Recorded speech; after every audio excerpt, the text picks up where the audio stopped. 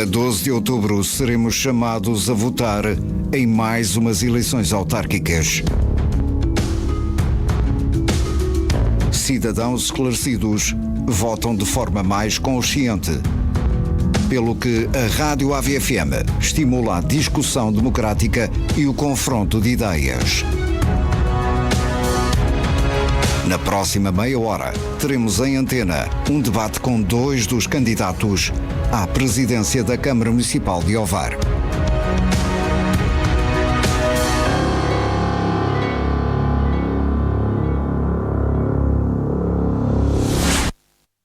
Sala dos Fundadores do Museu de Ovar, e aqui que arranca mais um frente a frente, mais um debate sobre as autárquicas de 2025, e desta vez tenho o Emanuel Oliveira do Partido Socialista e o Carlos Ramos da CDU. Se me está a ouvir, certamente está sintonizado em 98.7 FM, e se o estiver a ver, provavelmente estará a assistir em facebook.com/radioavfm. Boa noite a ambos os candidatos, e permito aqui uma introdução inicial para que se possam cumprimentar. Começa o Emanuel. Boa noite a todos, especialmente àqueles que nos ouvem em casa. Cumprimentar o Rui, moderador, o Carlos, que já conheço há uns anos, e desejar uma boa campanha.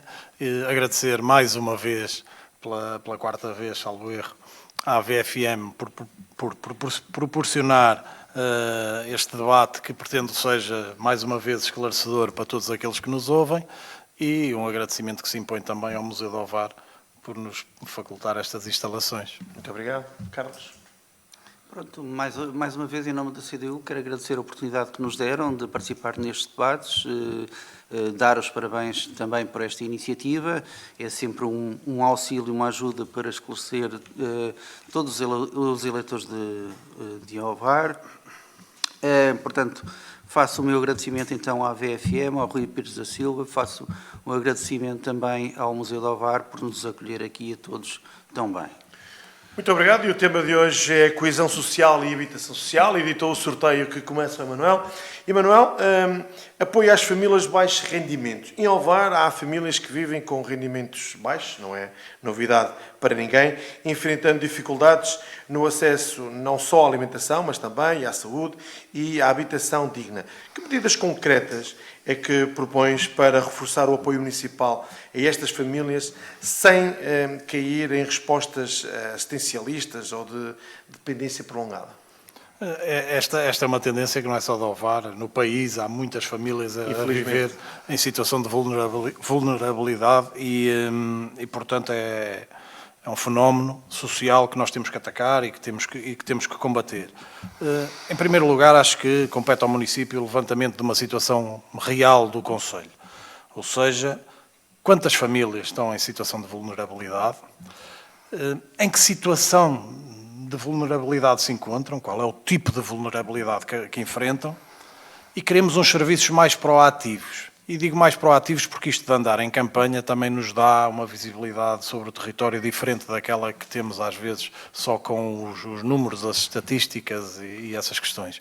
E tem a ver, quando eu falo em proatividade, é serviços na rua, a encontrar muita da pobreza escondida e que não é reclamada junto das entidades oficiais. E, portanto, isso existe. Nós vemos que isso existe e os serviços têm que ser proativos, os serviços da ação social do município têm que ser o mais proativos possível, e eu não digo que não tenham sido, mas provavelmente é preciso reforço desses serviços para que possam vir a ser. Mas achas que isso acontece por uma vergonha silenciosa ou pela um não trabalho correto de identificar?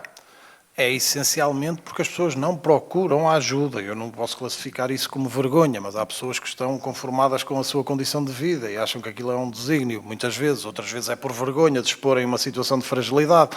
Portanto, há vários motivos que levam a que esta pobreza seja escondida. E, portanto, em vez de estarmos única e exclusivamente a apoiar aqueles que nos procuram, nós temos que ser proativos no território. E dizer isto, e tu colocaste a tónica na primeira fase da pergunta, que tem a ver com os fundos de emergência social, etc. Esses são absolutamente necessários numa primeira fase, nós vamos mantê-los e até reforçá-los. nós temos que manter o Fundo de Emergência Social no apoio à renda, no apoio às prestações bancárias, que há famílias que caem em condições de incumprimento, medicamentos, alimentação, vestuário, tudo isso, enquanto for necessário. Temos que ter um cartão social municipal, não é, que isente todas estas famílias de todas as taxas, licenças e tarifas praticadas pelo município. É uma medida que urge aprofundar, e outros benefícios das instalações municipais e eventos municipais. Os programas de habitação, mas eu penso que nós teremos a oportunidade de aprofundar um bocadinho este tema e não irei já por aí, mas a habitação, seja o arrendamento a preços controlados, ou habitação, ou arrendamento social, ou habitação social, ou outras soluções que vamos falar mais em pormenor. A educação gratuita em todas as suas componentes para famílias que enfrentam esta situação. E quando falo em todas as componentes, não é só aquelas que estão diretamente ligadas com o custo da educação, mas todas aquelas que são acessórias e que complementam este custo. Estou a falar de transporte, estou a falar de material escolar e não apenas de livros, estou a falar de um conjunto de apoios da alimentação complementar, que há crianças que precisam de alimentação complementar para além daquela que é habitualmente fornecida nas escolas, atividades supraletivas no apoio ao estudo, por exemplo, e ao sucesso escolar, porque nós também só tiramos crianças da riqueza, da pobreza no futuro, não é? Se lhes dermos as ferramentas enquanto são crianças e no presente. Portanto, há todo um conjunto de medidas que nós temos que aprofundar, e depois há aqui medidas que são absolutamente estruturantes e que prevêem uma qualificação para a empregabilidade nas famílias também, não é? Para a melhor empregabilidade, e estamos a falar, por exemplo, de parcerias com o IFP. Aliás, esta é uma tónica que eu vou ter junto destas instituições mais ligadas ao poder central, é que elas têm que vir para o território também. Ou seja, não basta enviarem subsídios e apoios, elas têm que vir trabalhar para o território. Um processo formativo e de qualificação de famílias e de pessoas que lhes permitam melhor condição de vida tem que ser feito em conjunto. Muito bem, Manuel. Carlos, pegando aqui neste tema, e a pergunta que eu lancei inicial é válida e será sempre válida para os dois, mas permite-me que faça aqui um ligeiro enquadramento, que é, o Emanuel fala na questão até da alimentação infantil. Nós, infelizmente, é uma realidade que muitas das vezes se tenta, não direi esconder, mas não falar, que assistimos muitas crianças que a única refeição que comem, muitas das vezes, é na escola.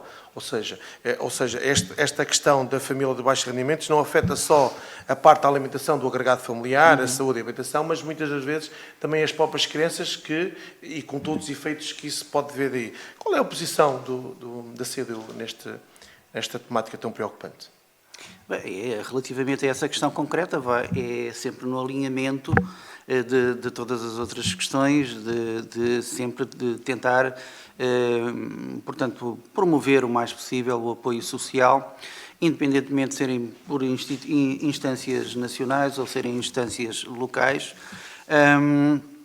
E, portanto, eu também assisto a essa realidade, infelizmente, e é, de facto, uma realidade, e, portanto, este apoio deve ser dado, e deve ser dado não apenas, e eu também já sei que, em muitas circunstâncias, esse apoio, portanto, é dado não só em período escolar, mas também até mesmo fora de períodos escolares. Pese embora eu possa também referir que a CDU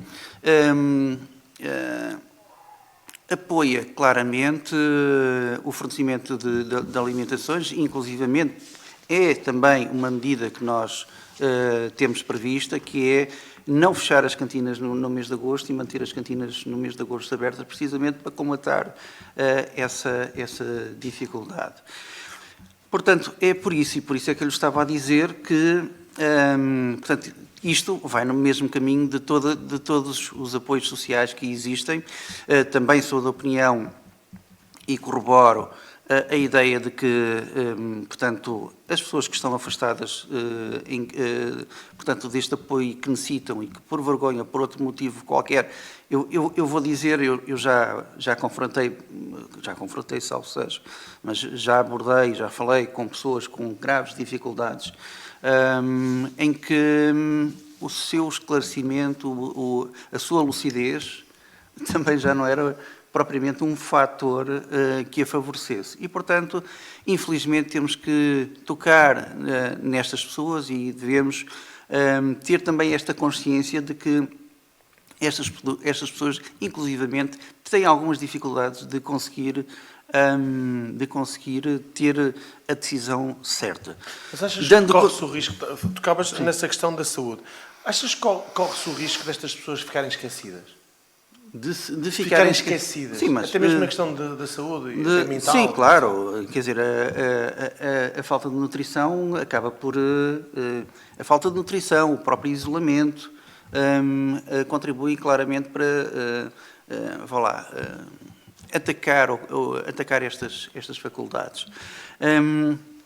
Mas o que é que eu queria dizer? Pronto, neste âmbito, portanto, a Câmara Municipal tem um conjunto de apoios sociais, tem apoios sociais económicos, tem apoios sociais de habitação, tem apoios a crianças e jovens, tem inclusivamente outros tipos de serviço e até de programas, portanto, como por exemplo o atendimento técnico, o acompanhamento psicossocial no domicílio, portanto, a idosos, inclusivamente, a pessoas com deficiência, inclusivamente de violência doméstica. Mas, no entanto, é importante questionar e saber se a eficácia, o financiamento e a abordagem portanto, destes serviços é adequada, os utentes destes apoios e assistentes sociais e técnicos, será que eles estão satisfeitos também com todo este apoio e com todo este serviço? Se existem demoras significativas na resposta aos pedidos dos utentes, o processo documental, isto é, os documentos necessários, será que são facilitadores para os seus utentes? Também sabemos, por exemplo, que a atribuição do RSI, pese embora não seja uma responsabilidade da Câmara Municipal, portanto, sabemos que portanto, a Câmara Municipal pode contribuir para facilitar este processo e é preciso saber se existe articulação adequada entre estas duas instâncias e depois é importante saber se, portanto, este processo acaba por ser estimulante ou acaba por ser frustrante para quem necessita deste apoio. Com certeza que, havendo complexidade, não existe e, efetivamente, o PCP faz um esforço para que, portanto, estes fatores sejam, melhorados e sejam garantidos, e haja garantia de investimento na melhoria destes fatores. Muito bem. Emanuel, hoje os temas acabam, não só hoje, mas em particular este tema acaba por estar muito ligado sobre tudo aquilo que nós vamos falar ao longo deste debate. E agora pegando aqui na questão da expansão da habitação social, apesar do que existe em construção neste momento em Ovar, Ovar continua a ter uma carência de habitação social e muitos jovens e famílias vivem em situações precárias e com rendas, grande parte deles incomportáveis na questão do valor que têm que pagar. Defendes e o Partido Socialista defende a construção de mais fogos municipais ou achas que é importante nesta fase que a Câmara Municipal possa fazer a aquisição e reabilitação de imóveis devolutos? Com a mesma finalidade? Nós temos que conhecer neste momento aquilo que é parte da realidade do nosso Conselho para sabermos que metas é que temos que definir para o futuro. E há aqui dados que são absolutamente relevantes e isto não trata só a pobreza, trata mesmo aqueles que têm alguns rendimentos e que hoje vivem com muitas dificuldades. Nós estamos num distrito com 19 municípios. Somos o Conselho destes 19 onde o preço do arrendamento é mais elevado.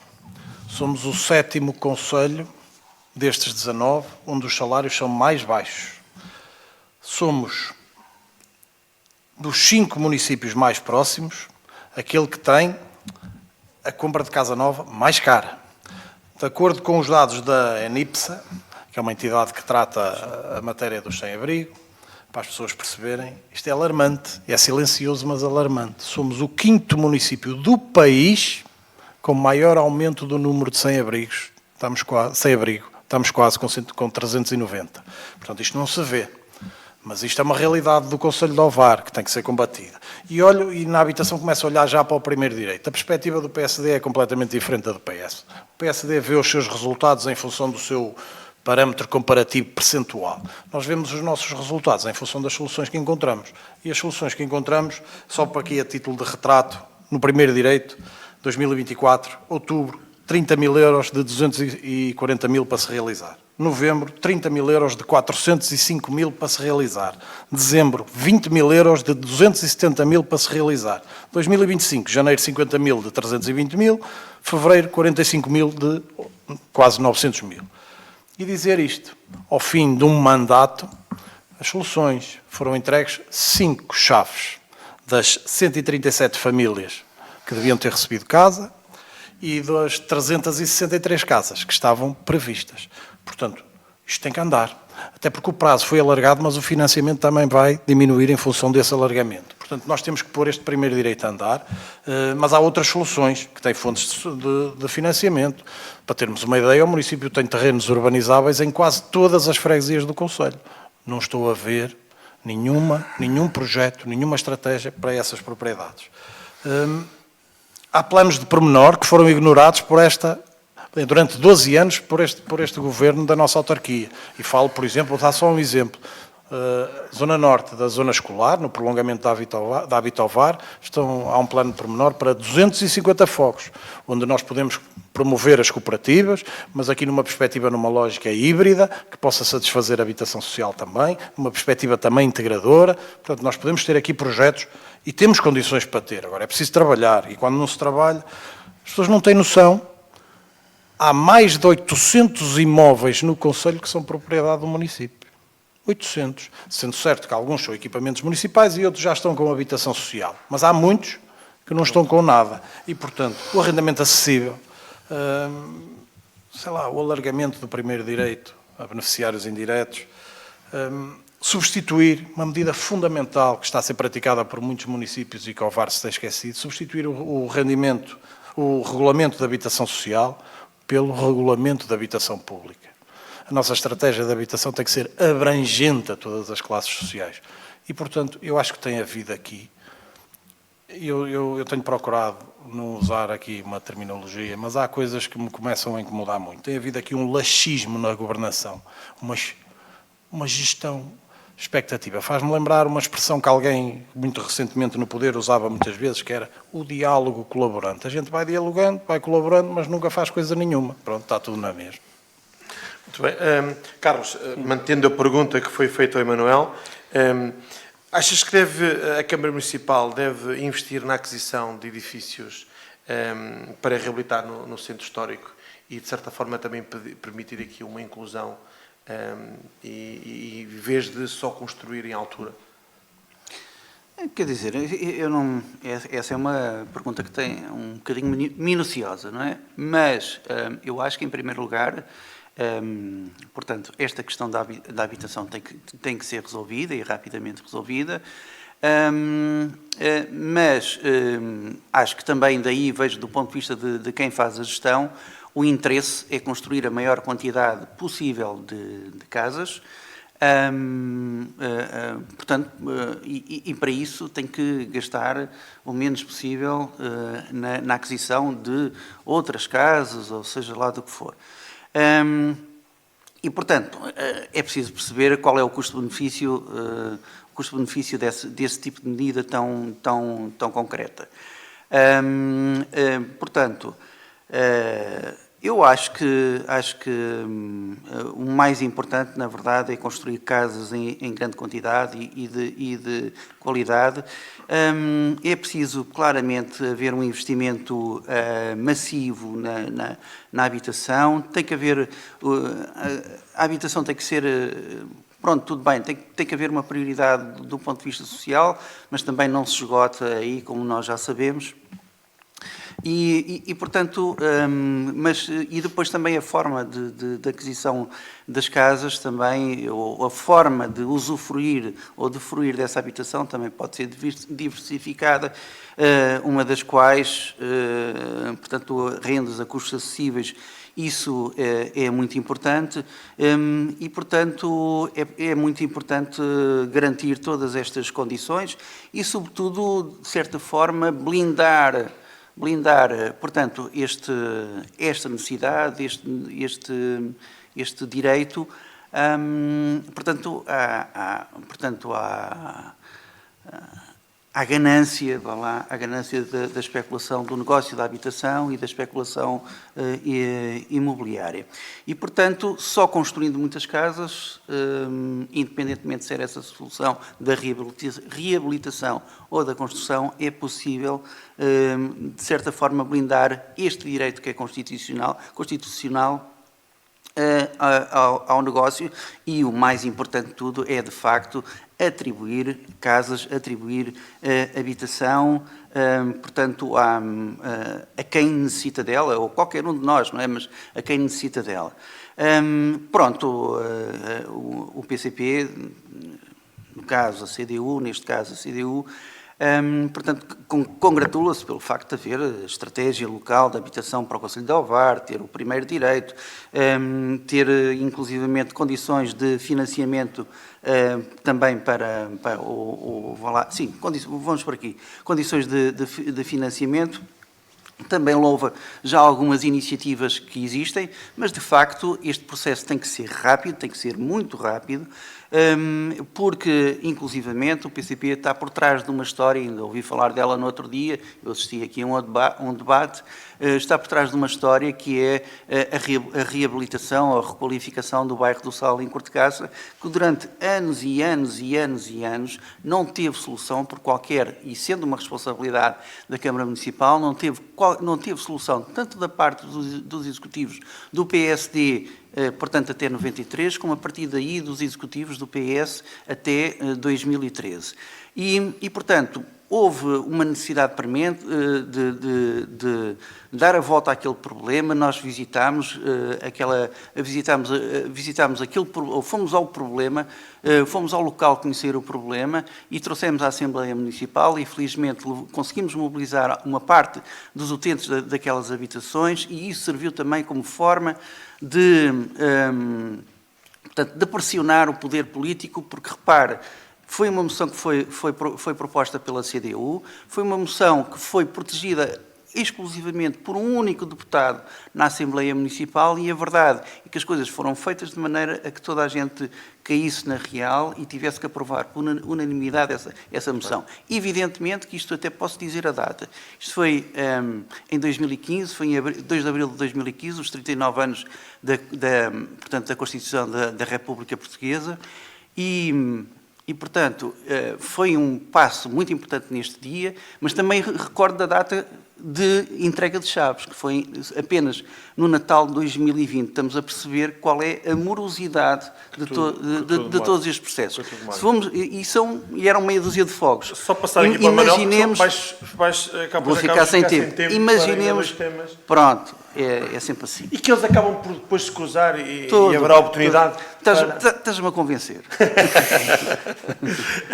E Manuel, quando se fala também na habitação social, há sempre aquela questão que depois tem que nos levar também ao combate à exclusão em bairros sociais. Em bairros sociais, infelizmente, há sinais de exclusão, de estigma e falta de integração comunitária. Que propostas é que o Partido Socialista tem para garantir que a habitação social não seja um gueto, mas sim um ponto de partida para a inclusão e, acima de tudo, com dignidade? Eu só quero fazer uma nota aqui, um reparo aqui ao que o Carlos disse. Não reparo, é um acrescento. Afirmar aquilo que foi a posição da CDU na matéria do Bairro do Sal, mas dizer que eu moro a 50 metros do Bairro do Sal e a segunda fase do Bairro do Sal foi a construção do Partido Socialista e que seja feita justiça. A reabilitação da primeira não, mas a construção da segunda foi do Partido Socialista. Eu estava a falar daquele caso concreto. Eu sei. O bairro da Boa Esperança em Esmoriz, praticamente o atual executivo herdou todo o projeto, herdou tudo, só teve que fazer a obra e cortar a fita, mais nada. Portanto, em matéria de habitação social, o Partido Socialista fez mais de 300 fogos sem PRR, sem nada, neste Conselho, portanto, pede messas a qualquer um, como eu já ouvi outros dizer. Relativamente à exclusão nos bairros sociais, os bairros sociais são efetivamente existem, não podemos negar que existem, eu próprio cresci encostado a um deles, e exigem uma intervenção municipal. Exigem desde logo na imagem, na reabilitação da habitação e na reabilitação urbana nesses próprios bairros. Aliás, a imagem do bairro tem que ser melhorada. As estruturas existentes no bairro têm que ser melhoradas. As habitações dos bairros, aliás, eu visitei o bairro de São José aqui há dias e nós não vamos só dar abraços e beijinhos e fazer campanha, vamos ver a realidade com olhos de ver, e a envolvente do bairro de São José tem muito pouca dignidade e deve ter uma intervenção municipal. Deve-se olhar para esta realidade. E depois há aqui algumas ações que nós temos que ter junto dos bairros, que é a criação de mediadores sociais, aquelas pessoas dos bairros que interagem com todas as instituições, sejam elas o município, autoridades ou outras. Falámos num debate ontem sobre a rede de voluntariado. Nós temos que ir buscar jovens para o voluntariado aos bairros sociais, numa perspectiva integrativa, responsabilidade social, sentimento de pertença, coesão social e territorial. Temos que criar naqueles espaços de cultura e de lazer para que as pessoas se habituem a usufruir do mesmo que os outros. Ações que envolvam toda a comunidade no combate a um determinado estigma. Aliás, o próprio conceito de bairro social desagrada-me. Não é? Devíamos encontrar outro nome para isto. E uma preocupação.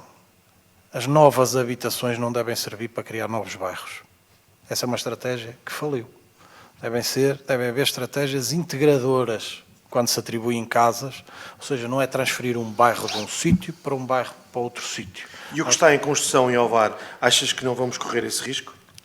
É assim, eu não sei, eu não gosto de julgar antes do tempo, porque eu não sei qual é a estratégia de atribuição que o município está a adotar, quais são os critérios que estão em avaliação e sequer que cuidados é que estão a ter nesta matéria. E, portanto, eu espero que não, e dou esse voto de confiança ao atual Executivo, pelo menos até 12 de outubro, mas não posso criticar uma coisa que não conheço. Claro. Muito bem. Carlos tem 3 minutos para 2 temas.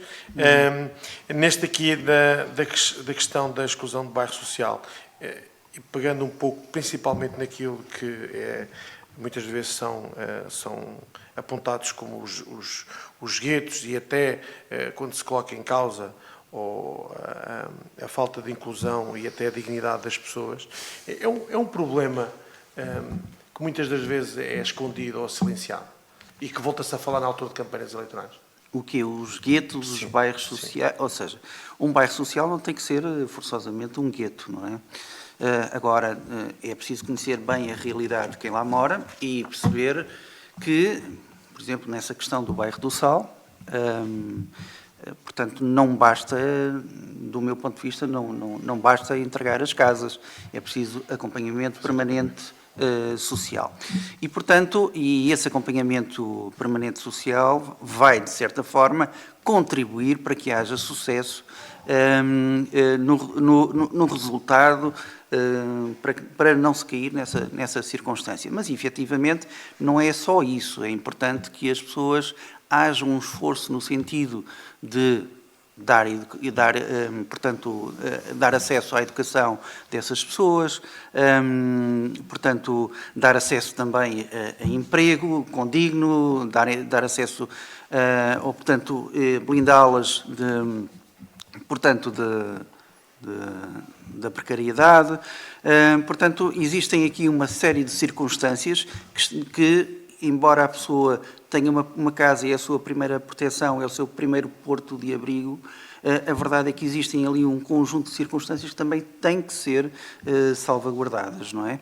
E portanto, por isso é que o PCP diz que o combate à exclusão social dos bairros não deixa de ser uma grande luta contra a pobreza e a desigualdade, e a exclusão social combate-se com o forte investimento público em diversos setores de habitação, acesso e direitos na saúde, na educação e na própria, o acesso à segurança social, a aplicação de medidas estruturais que também apontam para respostas de emergência social.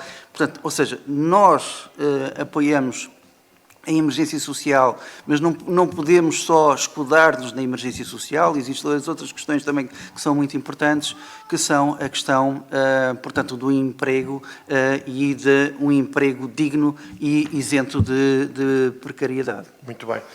Emanuel, o papel das IPSS e das associações locais tem sido fundamental na resposta social em Ovar. Aliás, muitas das vezes substituindo-se não só ao próprio Estado, mas também ao próprio município. Que modelo é que se defende para reforçar este trabalho com mais apoio, articulação e até fiscalização, sem descarregar responsabilidades públicas sobre o voluntariado?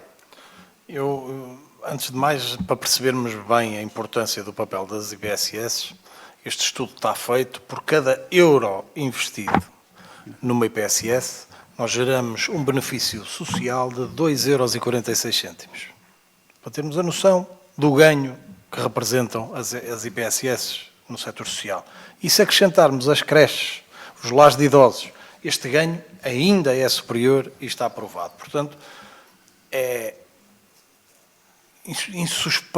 insuspeita qualquer afirmação que afirme a importância das IPSS no território. Cobrem lacunas, como dizes e bem, que os serviços públicos não conseguem cobrir.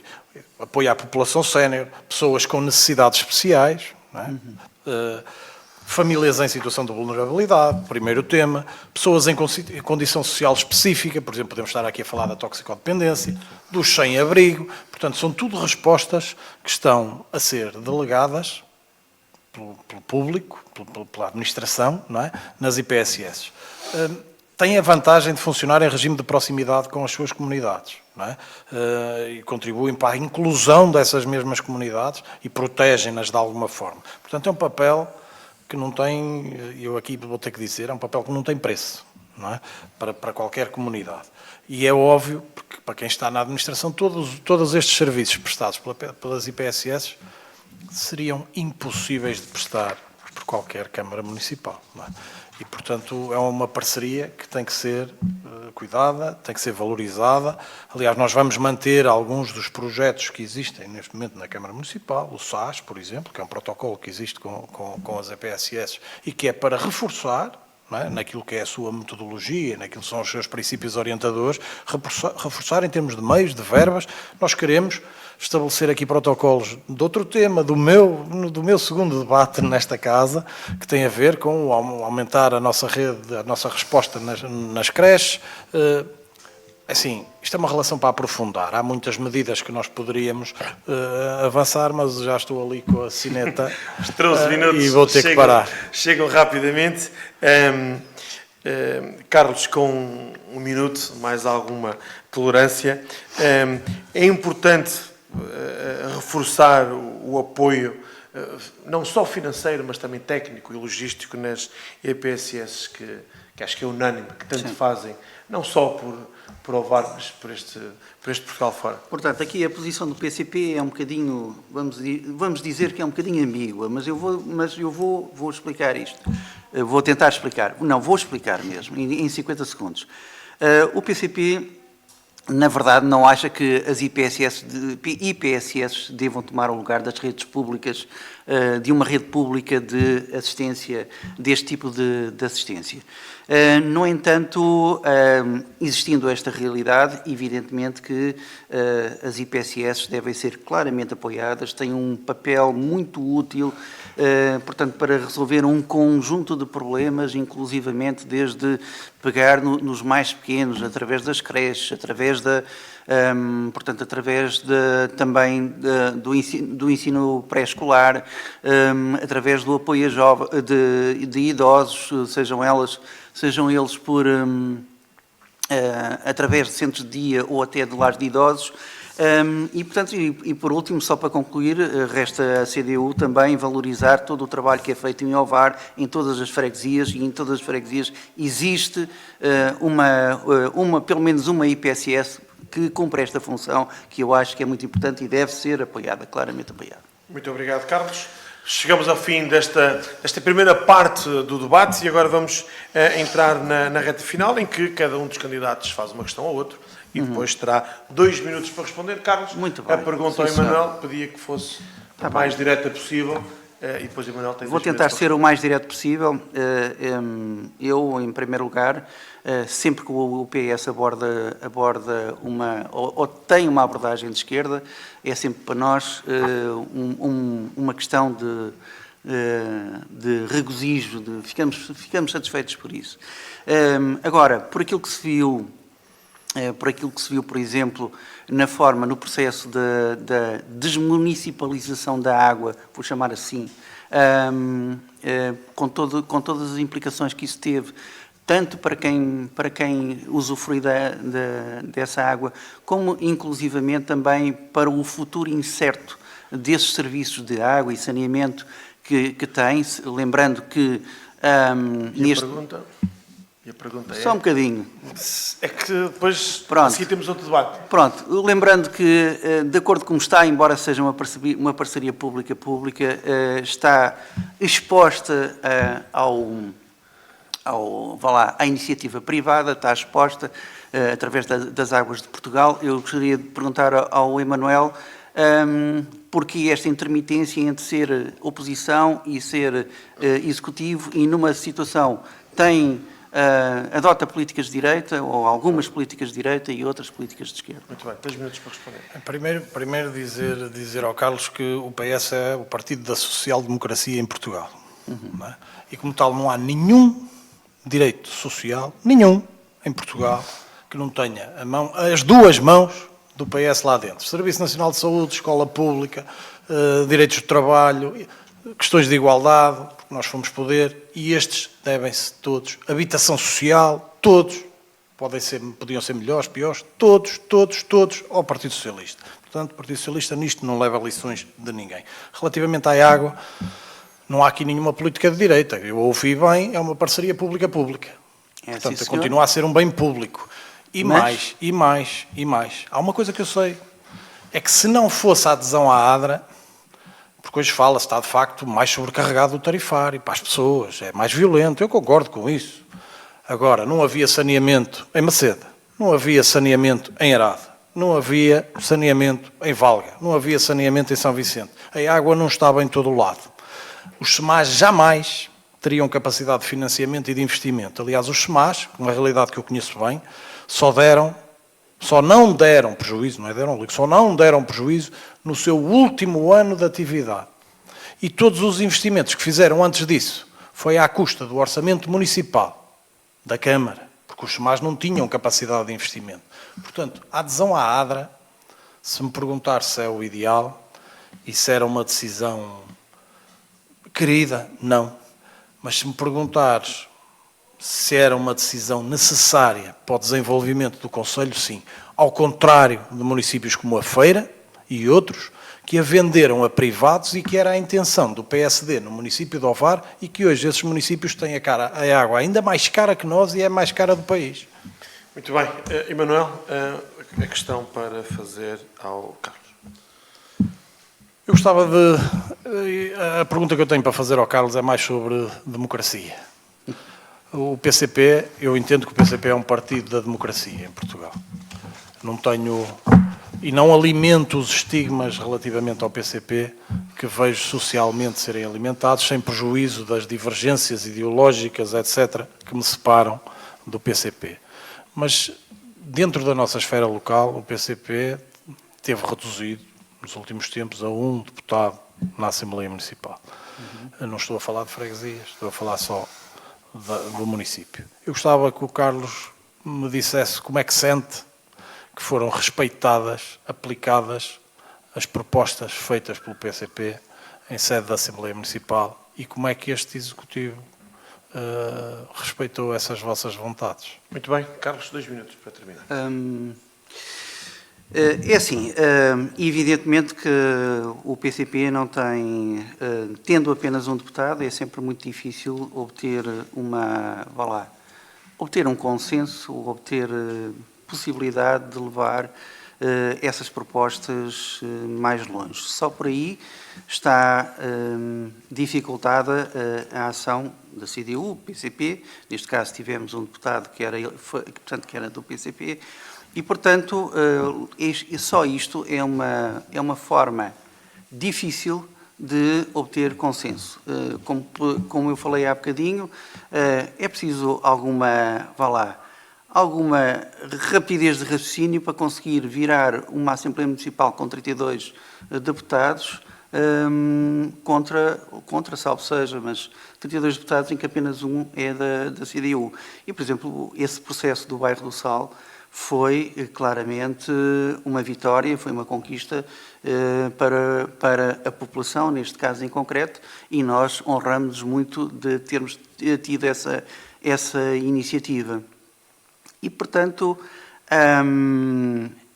eu espero, faço votos, e por isso é que eu acho que é tão importante, que as pessoas reconheçam o trabalho da CDU, o trabalho do PCP, e que tenham a noção de que nós não temos qualquer dificuldade em admitir que vamos ganhar a Câmara Municipal de Ovar. Não é? Já o admiti por diversas ocasiões. Mas a verdade é esta, o nosso objetivo, independentemente do resultado que aí vier, o nosso objetivo é continuar a lutar, o nosso objetivo é ter a maior expressão possível, porque quanto maior for essa expressão, maior serão as conquistas para a população. Isso é certo. Muito bem, Carlos e Manuel, muito obrigado. Enquanto a nós ficamos por aqui e marcamos encontro às 10, aqui neste mesmo local, onde vamos ter frente a frente o Agir e o Chega. Uma vez mais, agradecer ao Museu do Ovar e quanto a nós, a mim e a toda a equipa que produziu, realizou e levou até si esta missão. Nosso muito obrigado e até já.